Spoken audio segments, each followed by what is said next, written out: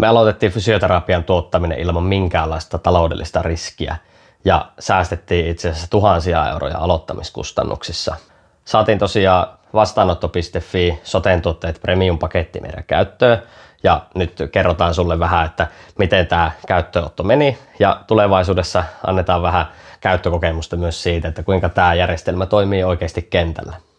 Mä oon tehnyt hierontaa itse vuodesta 2018 ja sitten nyt siirtynyt valmentamaan ja pyörittämään riuskaa, joten mulla ei se fysioterapiatoiminta oikeastaan ole semmoinen, että mä tavoittelisin mitään täyspäiväisyyttä, mutta koska mulla fysioterapeutin koulutus on, niin mä totta kai haluan myös sitä ammattia harjoittaa ja tehdä mahdollisimman helpolla oikeastaan tätä koko hommaa. Mä aloitin palkkasuhteessa ja nyt sitten tietysti keväällä, kesällä oli täällä ainakin Jyväskylässä hirveän huono työtilanne ja siinä kohtaa päätin, että mä lähden ammatinharjoittajaksi. Ja nyt sitten teen ammatinharjoittajana muualla, mutta tietysti kun aloittelen siellä vasta, niin on hyvinkin tyhjiä päiviä, niin sitä vähän täyttämään olisi nyt tavoite saada hommaa sitten muualta. Oma kokemus fyssarina olemisesta on tuolla TK-maailmasta, jossa tuli pyöritty semmoinen vuoden päivät, mutta hankalan työllisyystilanteen takia niin niistä hommista luovuttiin. Tavallaan itselle semmoinen tavoite fyssarin työstä niin olisi semmoinen vapaus päättää, että milloin ja missä sitä työtä tekee ja että se olisi mahdollisimman mieleistä. Mulla isoimmat esteet toiminnan aloittamiselle on oikeastaan ollut se lupa- ja vakuutushärdelli ja sitten se, että tulee kiinteitä kustannuksia, niin ei ole sitten halunnut semmoista sivutoimista bisnestä tehdä tässä tai sivutoimista työtä, että josta koko ajan rullaa niin kuin tietyt kustannukset ja sitten, että jos ei sille ole aikaa, niin sitten edelleen tulee niitä kustannuksia, niin siksi en ole vaan aiemmin aloittanut. Ensinnäkin se, että noiden lupien hakeminen on hirveän kallista ja sitten taas toisaalta hirveän turhauttavaa.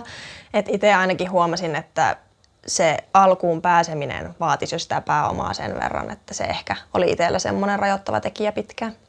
Ei ole mitään semmoista yksittäistä seikkaa, mikä olisi tavallaan este sille ammattiharjoittamiselle, mutta sanotaan, että ne kaikki semmoiset pienet seikat, mitä vaaditaan siihen toiminnan aloittamiseen, niin vie sen suuren huomion, että sitä hommaa edes niin kuin haluaa aloittaa. Vastaanotto.fi-palveluhan mulle ratkaisee oikeastaan noin kaikki mun ongelmat. Eli käytännössä se luo semmoista ennustettavuutta ja sitten mahdollistaa sen, että nyt mä voin tehdä niin kuin oikeasti sivutoimisena ja keskittyy niin kuin niihin olennaisimpiin juttuihin. Ei tarvitse hakea mitään lupia, kuuluu vakuutukset, on selkeä se asiakastietojärjestelmä ja asiakasrekisterit ja muut siellä, niin en mä oikeastaan tarvitse muuta. Kyllä mä sanoisin, että ratkaisee ihan sillä, että se on ensinnäkin halpaa käyttää, yksinkertaista, helppoa ottaa käyttöön ja sitten mä ainakin itse olen semmoinen tyyppi, että mä tykkään tehdä sillä hands on enemmän niitä juttuja, niin mä pystyn keskittyä siihen itse fysioterapiaan sen kaiken byrokratian sijaan. Tähän vastaanoton tarjoama palvelu on ollut niin sanotusti avaimet käteen, että ei ole tarvinnut miettiä liikaa ja homma vaan toimii. Käyttöönotto oli mun mielestä aika selkeä ja suoraviivainen. Me saatiin Jonnalta ja Tehmulta tosi selkeät yksityiskohtaiset ohjeet siihen ja se oikeastaan meni sitten niillä. Ainoa mikä siellä vähän vastusti, niin sitten tämä kortinlukijaohjelmisto, niin se ei meinannut aueta aluksi, mutta sekin rupesi sitten kuitenkin pelittää.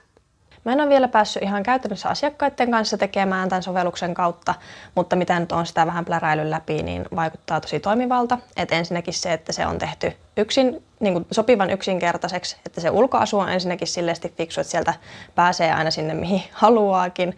Ja sitten toisaalta se, että sen kautta on niin kuin helppo hallinnoida asiakkuuksia. Sitä kautta pystyy pläräilemään sitä ajanvarausta ja ottaa yhteyttä ja muuta sen tyyppistä. Yhtään asiakasta en ole vielä ehtinyt ottamaan, mutta ajanvarauskirja on luotu ja valmiina ja appi näytti tosi semmoiselta helppokäyttöiseltä ja selkeältä, niin ei muuta kuin aloitetaan hommat.